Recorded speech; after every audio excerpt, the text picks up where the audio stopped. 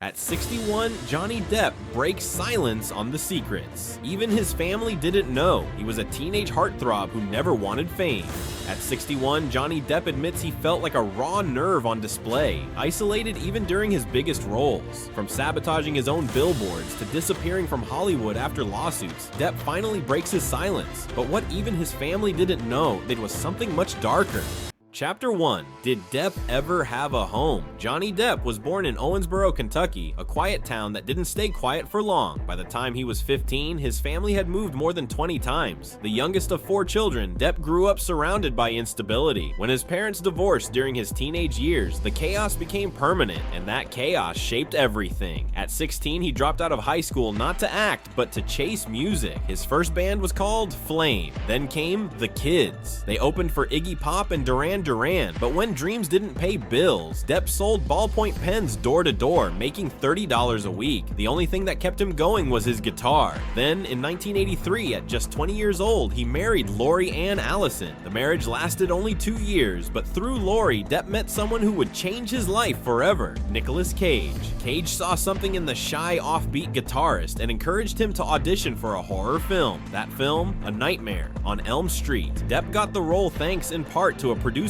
daughter who thought he was cute. Almost overnight, he went from selling pens to being chased by fans. But what looked like a dream was actually the beginning of a private nightmare. His next big break came with 21 Jump Street, a teen cop drama that turned him into a heartthrob. Screaming fans, magazine covers, TV appearances, but behind the scenes, Johnny was miserable. "I felt like a raw nerve on display," he later admitted. "People would point and whisper. I wasn't comfortable with any of it."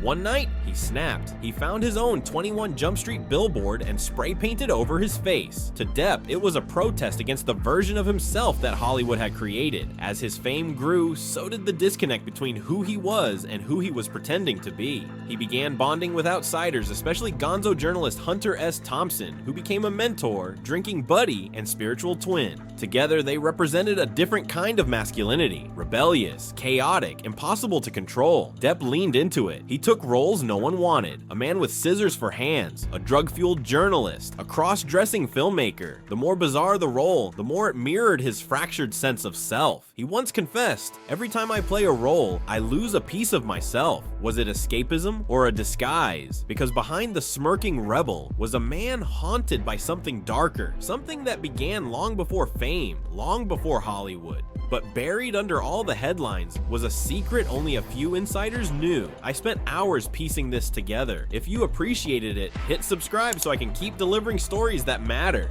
Chapter 2. Was Jack Sparrow his real escape? For most actors, fame is the dream, but for Johnny Depp, it quickly became a psychological cage. In a rare moment of raw honesty, Depp revealed in the Tim Burton docuseries, "I was completely freaked out by the attention. Paparazzi, fingers pointing. I hated it." He wasn't exaggerating. The fame that came with 21 Jump Street was overwhelming teen magazines, obsessive fans, flashing cameras outside every window. It didn't feel like success, it felt like surveillance. But what fans didn't know was that behind the scenes, Depp was spiraling into full-blown paranoia. It got worse during Edward Scissorhands. That film, which launched his long-standing collaboration with Burton, nearly broke him. He wasn't included in cast rehearsals. Everyone else got preparation except him. Depp later said, "I was convinced Tim Burton didn't trust me. I thought I was blowing it." The isolation felt deliberate, but it wasn't until years later that he understood what was happening. Burton hadn't excluded him out of malice. He wanted Depp to feel like Edward alone, confused, emotionally distant. It was method acting,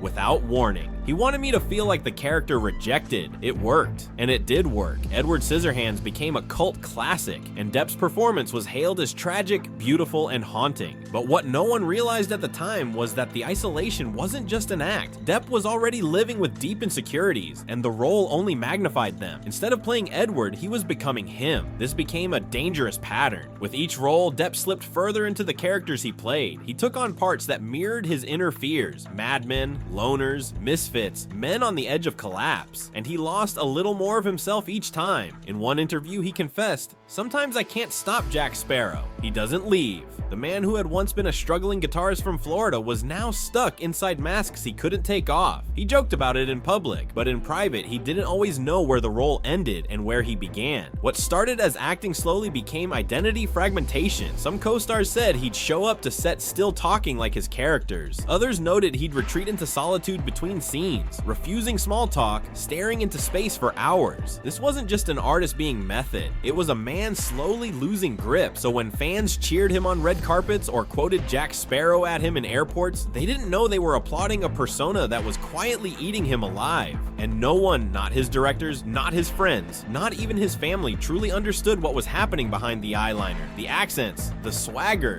But even that wasn't the whole story, because what happened next shocked everyone.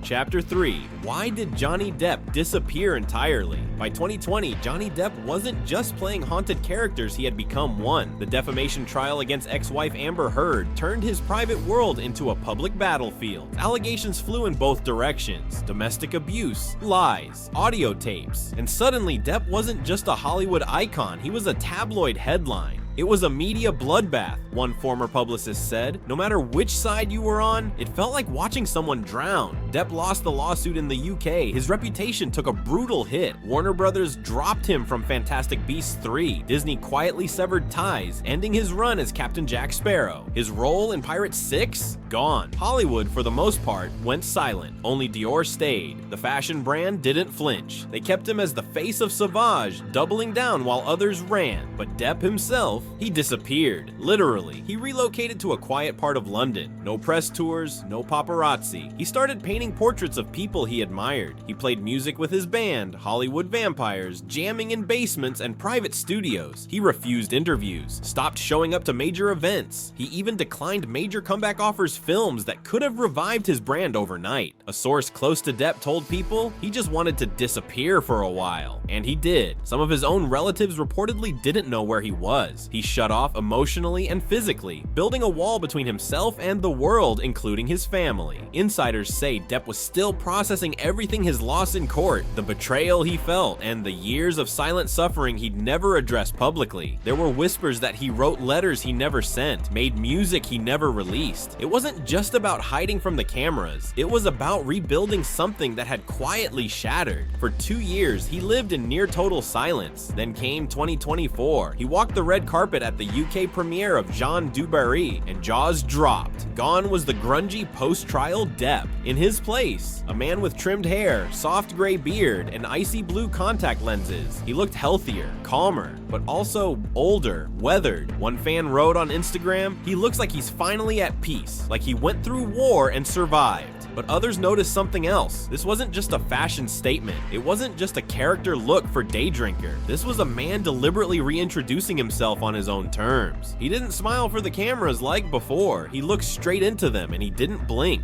But what fans didn't know was this makeover was more than just a role.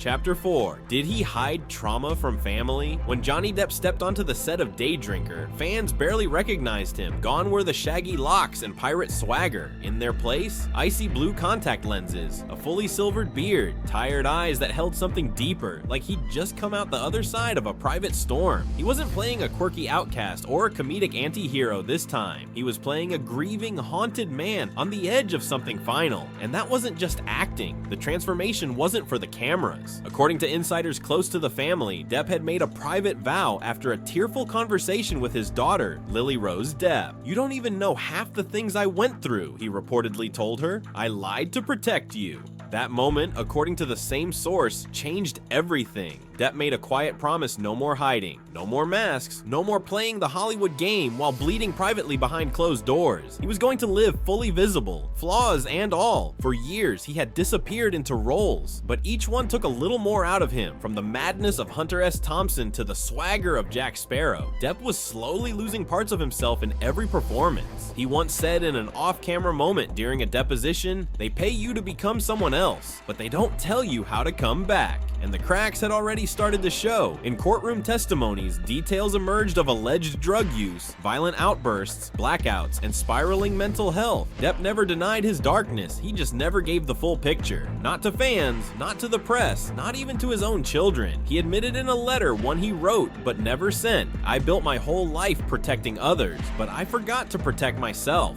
The weight of fame, the pressure to be perfect, the fear of being vulnerable, it wasn't sustainable, and it was Marlon Brando, his mentor, who had warned him early on, "Don't let them turn you into a circus." Depp later told friends he didn't listen. He let them paint his face, write his story, and build a version of him that the real man couldn't live up to. Even in private, he held back from his kids. The childhood abuse he endured, the breakdowns, the financial betrayal by his management team that left him nearly bankrupt. He kept it all buried. Until now. Now, at 61, Depp is peeling it back layer by layer, not in a tell-all interview, but through performances, letters, and whispered stories only a few have seen. And while fans are applauding his comeback, and yet some say this wasn't even the darkest secret he kept.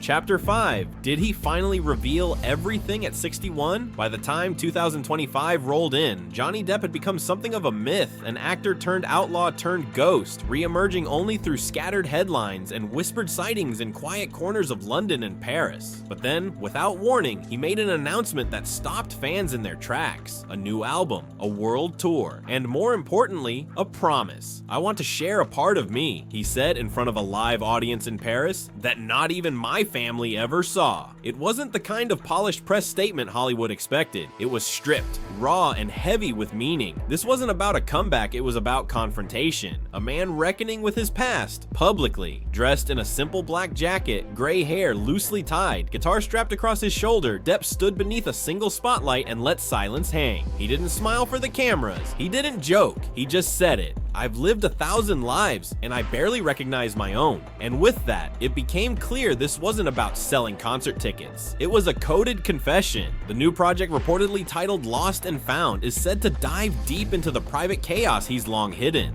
Sources close to Depp claimed the lyrics reference addiction, betrayal, lost identity, and the burden of silence. One track allegedly describes a war with mirrors, a metaphor for the characters he played that blurred into real life. Another hints at letters he wrote and burned, meant for his children. A longtime bandmate revealed, "These aren't songs, they're wounds." Insiders are already calling it the most revealing work of his life, but the album is only part of the picture. Rumors are swirling. Depp is reportedly in talks for a multi-part documentary series featuring unreleased footage, court depositions, audio diaries, and personal artwork never shown to the public. The working title, The Mask I Couldn't Take Off. And then there's the tell-all memoir, a manuscript allegedly in draft form that digs into decades of silence.